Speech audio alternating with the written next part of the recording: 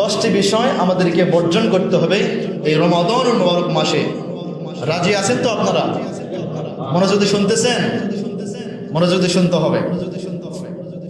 আমার ভাইরা, রোজা রাখা অবস্থায় 10টি বিষয়কে বর্জন করতে হবে। 1 নাম্বার, আন আবি হুরায়রা রাদিয়াল্লাহু তাআলা قال رسول الله صلى الله عليه وسلم من لم يدع قول الزور والعمل به فليس لله حاجة من أن يدع طعامه وشرابه رواه البخاري। বুখারী শরীফের হাদিস। আমার নবীজি বলেন, আবু হুরায়রা থেকে বর্ণনা, রোজা রাখা অবস্থায় যে ব্যক্তি মিথ্যা কথা বলে, রোজা রাখা অবস্থায় যে ব্যক্তি মিথ্যা কথা বলে এবং তা অনুযায়ী আমল করে, কাজ করে, সেই ব্যক্তির যেন রোজাটা আমি আল্লাহ আমার দরবারে কবুল হলো না। আমি আল্লাহ আমার দরবারে কবুল হয় নাই। রোজা রাখা অবস্থায় মিথ্যা কথা আছে না নাই? আমাদের মধ্যে আছে। হয়তোবা আপনাদের দুগাছি এই এলাকায় না থাকতে পারে, কিন্তু আমাদের ভারুনিয়া চক ভাঙা এলাকায় খুব আছে এরকম। রোজা রাখা অবস্থায় প্রচুর মিথ্যা কথা চলে, আছে না নাই? এই মিথ্যা কথা বলা যাবে না রোজা রাখা অবস্থায়। মিথ্যা কথা বলা যাবে রোজা রাখা অবস্থায়? কোনো প্রকার মিথ্যা কথা বলা যাবে না। বললে আপনার রোজা হবে, কবুল হবে না।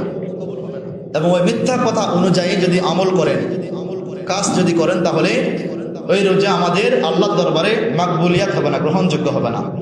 2 নম্বর, রোজা রাখা অবস্থায় সুদের কাজ করা যাবে?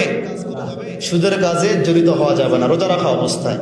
যদি কোনো ব্যক্তি সুদের সঙ্গে জড়িত হয় রোজা রাখা অবস্থায়, সুদের লেনদেন করতেছে, অনেক আছে না যে স্যার একটু রাখেন, ভাই আমি তো এখন রোজা আছি, মাগরিব পর নিয়ে আইসো। আমি তো রোজা আছি, মাগরিব পর নিয়ে আইসো। এখন তো রোজা আছি আমি, মাগরিব পর নিয়ে আইসো। কি সুদের কারবার মাগরিব পরে কি অনুমতি আছে? হারাম, লা ইয়াজুজু, জায়েজ নাই। রমাদান রোজা রাখা অবস্থায় সুদের কারবার রোজা হবে না, আর এটা এমনি থেকে হারাম। 3 নম্বর, রোজা রাখা অবস্থায় ঘুষের সঙ্গে লেনদেন করা যাবে না। প্রথমে গেল কি সুদ, এরপর ঘুষ। ঘুষের সঙ্গে জড়িত হওয়া যাবে না। জড়িত হন, এই রোজার দ্বারা জান্নাতে যাওয়া সম্ভব নয় আমার ভাইরা। 4 নম্বর হচ্ছে, রোজা রাখা অবস্থায় ভিডিও, নাটক, সিনেমা, গান, অডিও গান ইত্যাদি এগুলো দেখা কি যাবে? যাবে।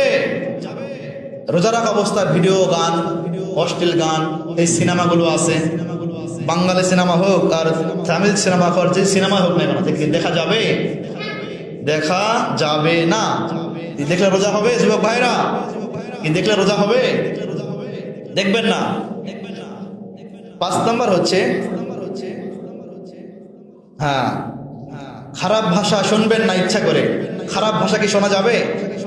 দুগাছে বটতলা মোড়ে তুমুল ঝগড়া লেগে গেছে, তুমুল ঝগড়া, বাড়ি থেকে আওয়াজ আসতে শুনতে পাচ্ছেন, সেই ঝগড়া হচ্ছে, মারামারি অতিক্রম। এখন ভাবতেছে যে একটু শুনেই আসি, কি ঝগড়া হচ্ছে একটু শুনেই আসি। কি শোনা যাবে? শোনা যাবে না। ইচ্ছা করে খারাপ কথা শ্রবণ করাও যাবে না। কি রোজা হবে? রোজা হবে না, আল্লাহ দরবারে কবুল হবে না। সময় তো হাজ। এরপরে হচ্ছে খারাপ রোজা রেখে খারাপ ভাষায় কথা বলাও কি জায়েজ আছে? রোজা রাখা অবস্থায় খারাপ ভাষায় কথা বলা যাবে না, হারাম। রোজার মাস ছাড়াও খারাপ ভাষায় কথা বলা যাবে না। কথা বলতেছেন, হঠাৎ করে ফাঁসা কথা আসে কি আসে না, তখন আস্তাগফিরুল্লাহ, আল্লাহ আমার ভুল হয়েছে, আল্লাহ আস্তাগফিরুল্লাহ, আস্তাগফিরুল্লাহ। আমরা এরকম করি? বরঞ্চ আমরা ইচ্ছা করে খারাপ কথা বলি। রোজা রাখা অবস্থায় মুখ দিয়ে খারাপ কথা বলা যাবে না, মুখের রোজা শেষ। এ রোজা আল্লাহর দরবারে কবুল হবে না। সময় তো হাজির। এরপরে 8 নম্বর হচ্ছে, রোজা রেখে অন্যের সাথে ঝগড়া করা যাবে?